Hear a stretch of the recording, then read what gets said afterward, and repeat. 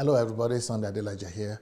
I saw this video of a madman in the street of Nigeria somewhere. And you know, like Africans are used to this kind of sight with madmen walking almost naked across the street and talking rubbish. But this time, this madman was not talking rubbish. It was like he was inspired by God. And the things he was saying were making a lot of sense. I know you wonder, how could this man be in the streets? How could he be going so naked almost? And how could he be so untidy? But the principles of this madman is better than our GOs.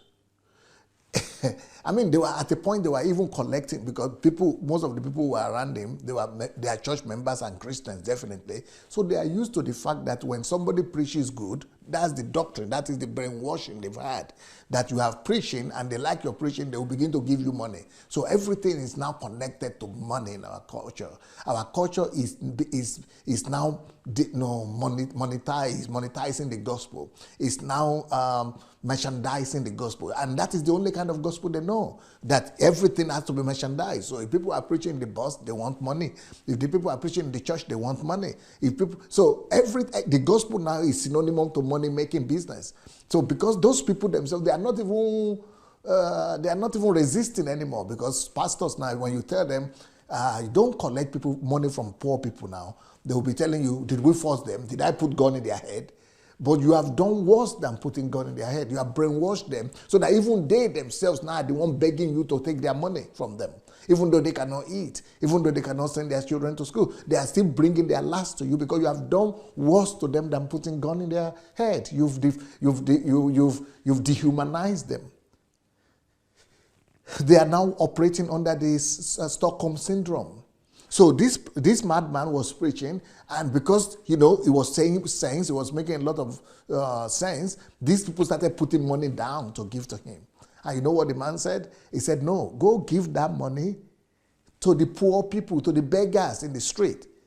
Even though he's mad himself, he doesn't have any money. But he said there are people who are begging, who are going begging, go give to them. So this madman has more conscience than our GOs, who are already millionaires, who are even bragging that it's an insult to call them, you know, to say they are worth only $150 million.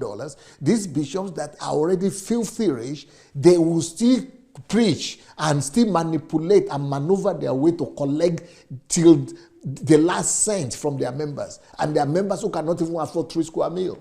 So where is their conscience? Why will you say there's still Christianity in Nigeria despite all these facts? And of course there are remnants, but all these big churches, they've lost God long time. And God saying that, he said he will raise up stones to preach. God will raise up stones if need be. And one of the stones that God is raised up is this madman. Nobody knows his name. Nobody knows where he comes from. He lives in the street. But the message that he's preaching, every GO in Nigeria needs to listen to it. Because he was even saying that don't follow these men. Don't follow these GOs. Don't follow these pastors, because they do miracles. They perform miracles to entice you. And that is the gospel that is in Nigeria now. It is no more the gospel that is enticing people. It is now the miracles that is enticing people. And this guy was telling people that, no, don't be deceived by miracles. But that's exactly what Jesus would have said. So I want you also to just take a time and take our time and listen to this video and see this madman. You will agree with me that probably God is speaking to us, that the stone that the builders have rejected are now the cornerstones. That the people that we are thinking that they are the celebrity pastors, they have lost it long time ago. Now God has no option than to go to the street, look for stones and raise them up. Even look for madmen to preach the gospel in Nigeria. Let's see. Which human being can go. But all these people, they are agents of the devil. They come from other places. You might see them performing 1 or 2 miracles. This. But when you believe in them, you are doomed. When you are doomed, you are condemned. And when you are condemned, that is the end. When you die today, there is somewhere you are supposed to go. There is 2 churches. 1 church is, 1 is for Christ. 2 churches. 1 is for the devil. Why you die today? The two judges are standing like this. One is standing here, one is standing here. There are two people to welcome you. There are two people to welcome you home. Why you die today? Why you die today? There are two people to welcome you home. One will come this way, one will come this way, but we see.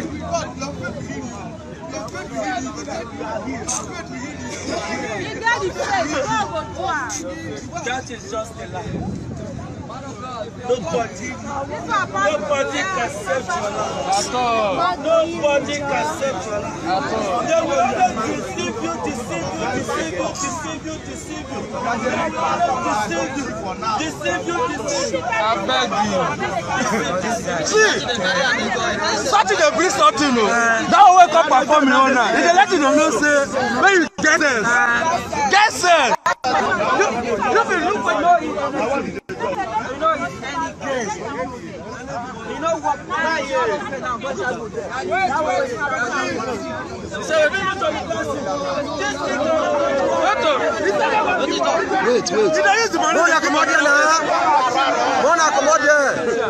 Wait.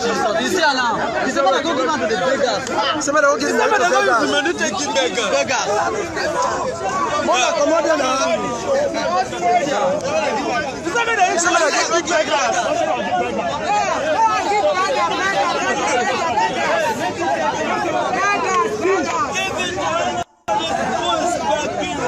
Anybody is begging. Money cannot save this life. Yes. That money cannot add anything to this life. You only use it to buy food in shopping. You only using it to buy clothing. Somebody go share the money, give beggars. Something cannot change your life. That's truth. You saying it? Yes. We need money.